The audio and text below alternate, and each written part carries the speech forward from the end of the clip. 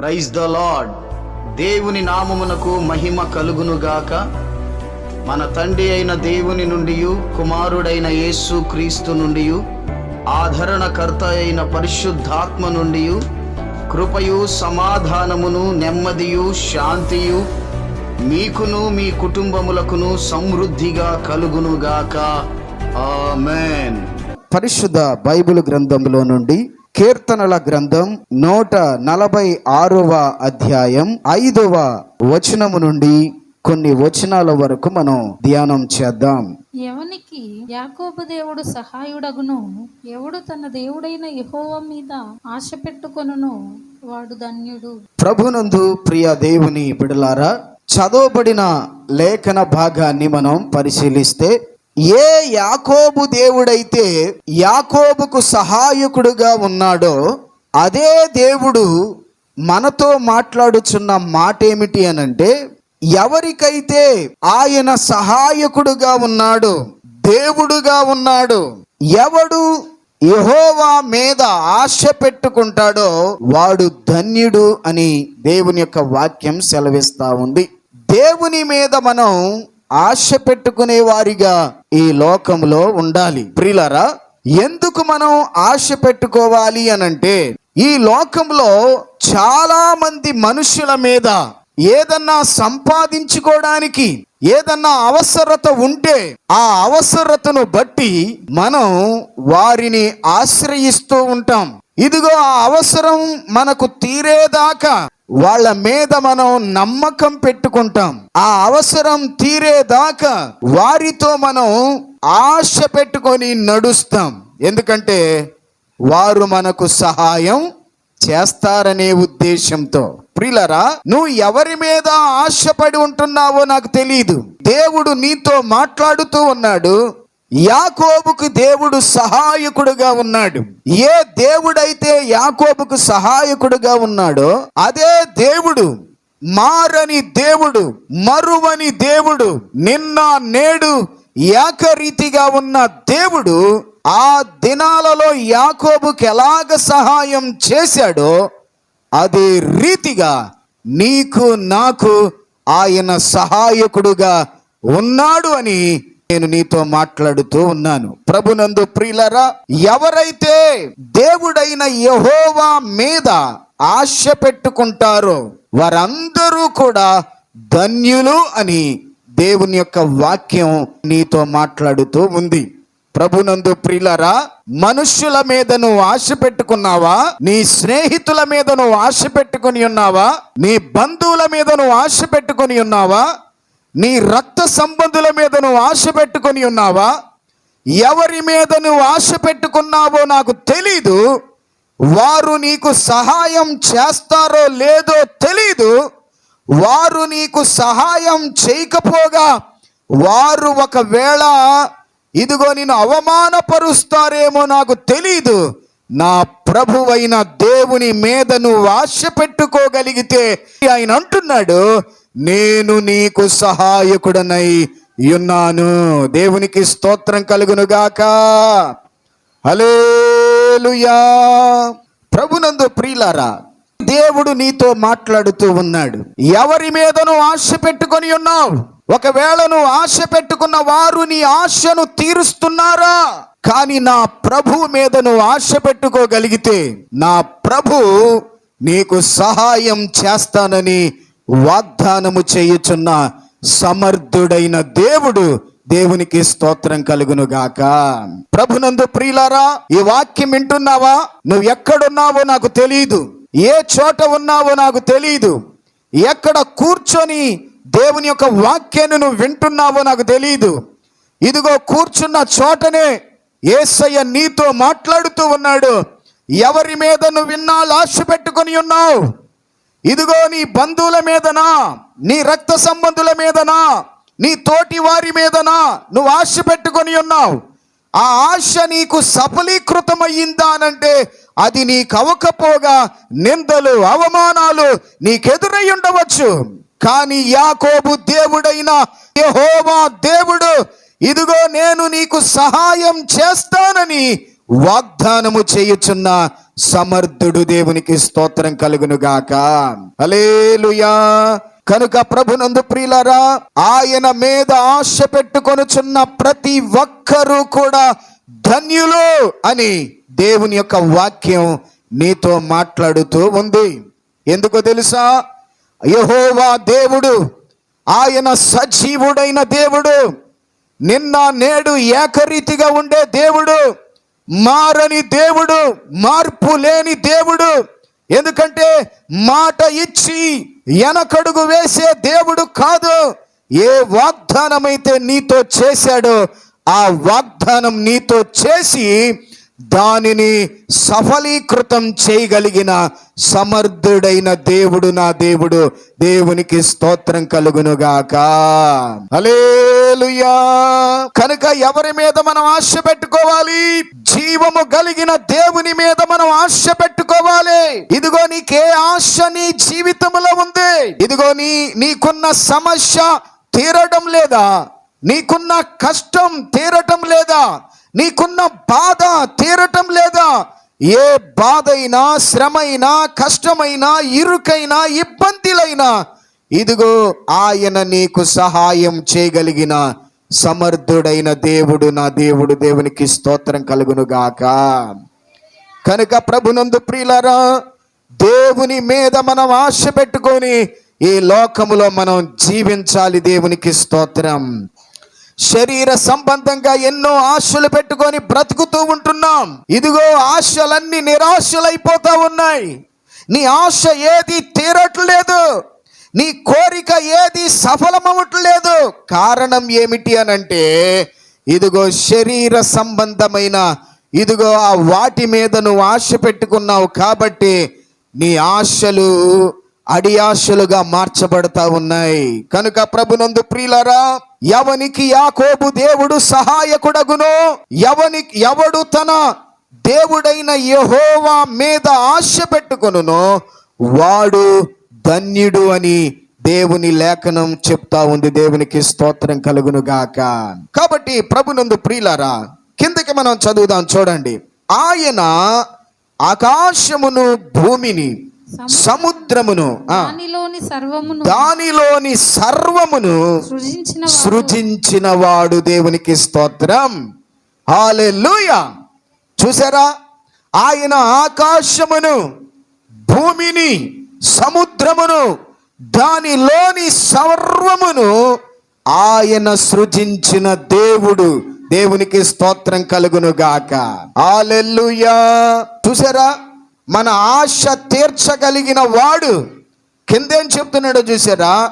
ఆకాశమును, భూమిని, సముద్రమును, భూమిని, సముద్రమును, దానిలోని సర్వమును సృజించిన వాడు. దేవునికి స్తోత్రం కలుగును గాక. హల్లెలూయా. మన ఆశ తీర్చగలిగిన దేవుడు, భూమినే సృజించిన వాడు, ఆకాశమునే సృజించిన వాడు. కనుక ఆయన అంటున్నాడు, ఇదిగో ఆయన సర్వమును సృష్టించిన దేవుడు. మాట ఇచ్చి వెనకడుగు వేసే దేవుడు కాదు. కాబట్టి ప్రభునందు ప్రియులారా, నువ్వు ఎవరి మీద ఆశ పెట్టుకొని బ్రతుకుతున్నావు? ఇదిగో ఎవరి మీద నువ్వు ఆశ పెట్టుకొని జీవిస్తూ ఉన్నావు? ఇదిగో ఎవరి మీద నువ్వు ఆశ పెట్టుకొని నడుస్తున్నావు? ఎవరి మీద ఆశ పెట్టుకొని ఈ లోకములో నువ్వు సంచరిస్తూ ఉన్నావు? ఇదిగో నీ ఆశను, నీ కోరికను సిద్ధింప చేయగలిగిన సర్వశక్తుడైన దేవుని మీద నువ్వు ఆశ పెట్టుకొని నడవగలిగితే ఆయన నీకు గొప్ప సహాయకుడు. దేవునికి స్తోత్రం కలుగును గాక. చూడండి, బైబిల్ గ్రంథంలో 7వ వచనాన్ని ఒకసారి చదువుదాం. ఏమంటున్నాడు అక్కడ? 6వ వచనములో లాస్ట్ లైన్ చూడండి. ఆయన ఎన్నడును మాట తప్పని వాడు. చూసారా? దేవునికి స్తోత్రం కలుగును గాక. చూసారా ఏమంటున్నాడు? ఆయన ఎన్నడును మాట తప్పని దేవుడు. దేవునికి స్తోత్రం కలుగును గాక. మనుష్యులైనా మాట ఇచ్చి మాట తప్పుతారేమో కానీ ఆయన అంటున్నాడు, ఎన్నడును మాట తప్పని వాడు. దేవునికి స్తోత్రం కలుగును గాక. ఒకవేళ నీకు ఏదైనా అవసరత ఉంటే, ఒకవేళ నీకేదైనా సమస్య ఉంటే, నా ప్రభు అంటున్నాడు, నేను మాట ఇచ్చేవాడిని గాని మాట తప్పే దేవుడును కాదు అని ఆయన సెలవిచ్చుచున్న దేవుడు మన దేవుడు. దేవునికి స్తోత్రం కలుగును గాక.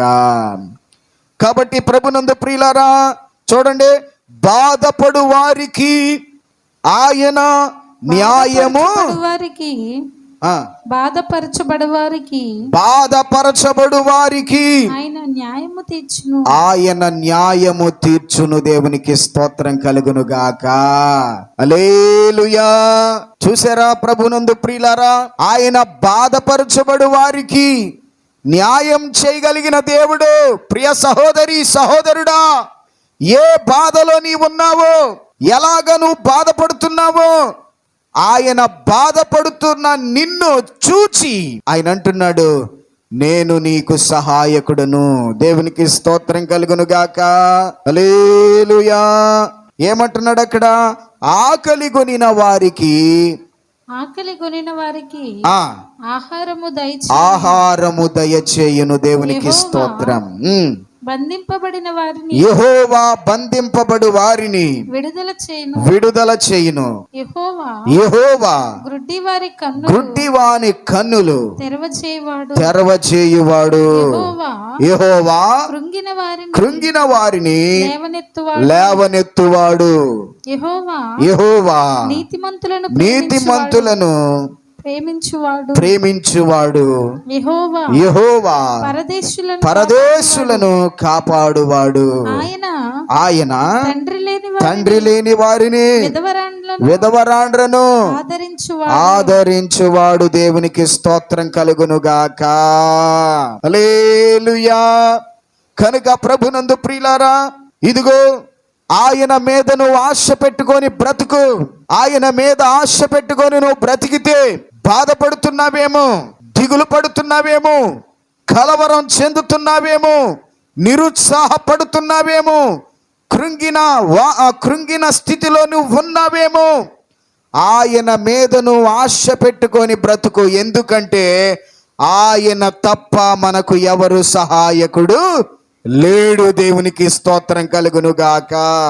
మనుష్యులు కొంత మట్టికే సహాయం చేయగలరు, మనుష్యులు కొంత మట్టికే మాట ఇచ్చి నెరవేర్తించగలరేమో, కానీ మన దేవుడు యుగ యుగముల వరకు మాట ఇచ్చి దానిని నెరవేర్చగలిగిన దేవుడు. దేవునికి స్తోత్రం కలుగును గాక. కాబట్టి ప్రభునందు ప్రియులారా, మనం గనక చూచినట్లయితే ఆయన అంటున్నాడు, బాధపడు వారికి ఆయన న్యాయము తీర్చును. దేవునికి స్తోత్రం. ఎవరైతే బాధలో ఉన్నారో, బాధపడే ప్రతి ఒక్కరికి ఒక అండ అనేది ఉంది. ఆయనే నజరేయుడైన యేసయ్య. కనుక న్యాయము తీర్చగలిగిన వాడు, న్యాయము తీర్చడానికి సమర్థుడైన వాడు ఆయన దగ్గరకు నువ్వు రాగలిగితే, ఆయన మీద నువ్వు ఆశ పెట్టుకోగలిగితే, ఆయన నీకు సహాయము చేయగలడు. దేవునికి స్తోత్రం కలుగును గాక. ఏమండి, సహాయం చేయగలడు. చేయగలడా? అంత సమర్థుడా అనంటే నా ప్రభు ఇక్కడ చెబుతున్నాడు, బంధింపబడు వారిని విడిపించేవాడు, కృంగిన వారిని లేవనెత్తేవాడు అని గట్టిగా రూఢిగా దేవుని యొక్క వాక్యము నీతో మాట్లాడుతూ ఉంది. కాబట్టి ప్రభునందు ప్రియులారా, ఆయన సమర్థుడే, అన్ని విషయాలలో సమర్థుడే. ఇదిగో నా పాపముల నిమిత్తమే కలువరి సిలువలో ఆయన నీ కొరకే తన యవన రక్తాన్ని చిందించాడు. కారణం ఏంటంటే ఆయన మన మీద ఎక్కువగా ప్రేమ కలిగి ఉన్నాడు. దేవునికి స్తోత్రం కలుగును గాక. కనుక ప్రభునందు ప్రియులారా, ఇదిగో ఈ యొక్క దేవుని మీద మనం ఆశ పెట్టుకొని బ్రతుకుదాం. దేవుని ఎడల మనం ఆశ పెట్టుకొని జీవిద్దాం. జీవించిన నాళ్ళు దేవుని మీద ఆశ పెట్టుకొని గనక మనం బ్రతికితే ఖచ్చితంగా ఆయన నిన్ను నిత్యత్వములోనికి కూడా నడిపించగలిగిన సమర్థుడైన దేవుడు మన దేవుడు. దేవునికి స్తోత్రం కలుగును గాక. కాబట్టి ప్రభునందు ప్రియులారా, యాకోబు దేవుడు ఎవనికి సహాయకుడగునో, ఎవడు తన దేవుడైన యెహోవా మీద ఆశ పెట్టుకొనునో వాడు ధన్యుడు. కాబట్టి నువ్వు ధన్యుడుగా మార్చబడాలి అనంటే, నువ్వు ధన్యురాలిగా తీర్చబడాలి అనంటే యెహోవా మీదే నువ్వు ఆశ పెట్టుకో. జీవించిన నాళ్ళు యెహోవా మీద నువ్వు ఆశ పెట్టుకొని జీవించు. ఖచ్చితంగా నువ్వు ధన్యుడవు, ధన్యురాలి అవుతావు. దేవునికి స్తోత్రం కలుగును గాక. బహుశా నువ్వు అనుకోవచ్చు, నా వ్యాపారం దీవించబడట్లేదేంటి? ఇదిగో బహుశా నువ్వు అనుకోవచ్చు, నా చదువులో నాకు ఉత్తీర్ణత రావట్లేదేంటి అని. బహుశా నువ్వు అనుకోవచ్చు, నేను పండించిన వ్యవసాయం చేతికి రావట్లేదేంటి అని. బహుశా నువ్వు అనుకోవచ్చు, ఇదిగో నాకు స్వస్థత ఎందుకు కలగట్లేదని. నా ప్రియ దేవుని బిడ్డలారా, దేవుని మీద నువ్వు ఆశ పెట్టుకొని అడుగు ముందుకు వేయి. నువ్వు ఏది పూనుకున్నా సరే ఖచ్చితంగా ఆయన నీకు సహాయము చేయగలిగిన దేవుడు. దేవునికి స్తోత్రం కలుగును గాక. కనుక ప్రభునందు ప్రియులారా, దేవుడు నీతో మాట్లాడుతూ ఉన్నాడు. దేవుని మీద మనం ఆశ పెట్టుకొని బ్రతకాలి. చాలా మంది ఒకటేమో లోకం మీద ఆశ, మరొకటేమో దేవుని మీద ఆశ పెట్టుకొని బ్రతుకుతారు. కొంతమంది లోకాన్ని ఆశ్రయిస్తారు, కొంతమంది దేవునిని ఆశ్రయిస్తారు. రెండింటిని చేయటం అంటే చాలా కష్టం ప్రియులారా. కాబట్టి ఏదన్నా ఒకటే నువ్వెంచుకోవాలి. లోకం మీద దృష్టి పెట్టి ఇదిగో దేవుని మీద కూడా దృష్టి పెడితే నీకు ప్రతిఫలం అనేది కలగదు. కారణం ఏంటో తెలుసా? యాకోబు ఏ రీతిగా అయితే దేవుని మీద ఆశ పెట్టుకున్నాడో ఒంటరి వాడైపోయాడు. తన జన సమూహం అంతా ఇదిగో ఆ దేశానికి పంపించేశాడు. తను ఒంటరిగా మిగిలిపోయాడు. ఒంటరిగా మిగిలిపోయిన యాకోబు దేవుని మీద ఆశ పెట్టుకొని, నిశ్చయంగా నువ్వు నన్ను దీవిస్తే, నిశ్చయంగా నీవు నన్ను ఆశీర్వదిస్తే, ఇదిగో నేను నీ మీదే ఆశ పెట్టుకున్నానయ్యా అని తెల్లవార్లు యాకోబు ఇదిగో దేవుని మీద పెనుగులాడాడు. దేవునికి స్తోత్రం కలుగును గాక. కనుక ప్రభునందు ప్రియులారా, యాకోబును దేవుడు విడిచిపెట్టలా. పెనుగులాడిన యాకోబుని, అయ్యా నా ఆశ నీ మీదే, నా యొక్క ఆశ, కోరిక, ధ్యాస నీ మీదేనయ్యా. ఇదిగో నీ పేరేంటి అనంటే ఆయన అన్నాడు, నా పేరు యాకోబు. నీ పేరు యాకోబు అనబడదు, ఇశ్రాయేలువే అని దేవుడు ఏ రీతిగా అయితే ఆయన మార్చాడో అదే రీతిగా నీకు కూడా ఆయన సహాయం చేయడానికి సంసిద్ధంగా ఉన్న దేవుడు. దేవునికి స్తోత్రం కలుగును గాక. బహుశా చాలా మంది అనుకోవచ్చు, నా అప్పు బాధల నుంచి దేవుడు నన్ను విడిపిస్తాడా? నాకున్న సమస్యల నుండి దేవుడు నన్ను విడిపిస్తాడా? నాకున్న కష్టము నుంచి దేవుడు నన్ను విడిపిస్తాడా అనంటే ఆశ పెట్టుకొని చూడు, ఆయన ఖచ్చితంగా నీకు సహాయం చేస్తాడు. దేవునికి స్తోత్రం కలుగును గాక. దేవుని యందు నేను ఆశ పెట్టుకొని ఉన్నాను, దేవుడు నాకు సహాయకుడై నిలబడ్డాడు. దేవునికి స్తోత్రం కలుగును గాక. నీవు దేవుని యందు ఆశ పెట్టుకొని చూడు, నిలబడు, ఖచ్చితంగా దేవుడు నీకు సహాయం చేస్తాడు. ఏమంటున్నాడు అక్కడ? ఆకలి కొనిన వారికి ఆయన ఆకలిని తీర్చేవాడు. దేవునికి స్తోత్రం. చూసారా అండి? ఆకలిగా ఉన్న వారికి ఆయన ఆహారము పెట్టగలిగిన దేవుడు. దేవునికి స్తోత్రం కలుగును గాక.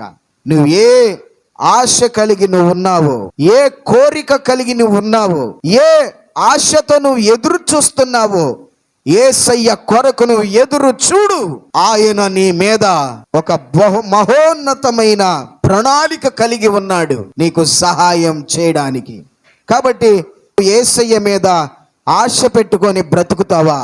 యేసయ్యతో నువ్వు ఒక మాట చెబుతావా? యేసయ్యా, నేను నీ మీదే ఆశ పెట్టుకున్నానయ్యా, నీ మీదే నా ఆశను పెంచుకున్నానయ్యా, నువ్వు నాకు సహాయకుడుగా ఉండు అని దేవుని నువ్వు అడగగలుగుతావా? దేవునికి స్తోత్రం కలుగును గాక.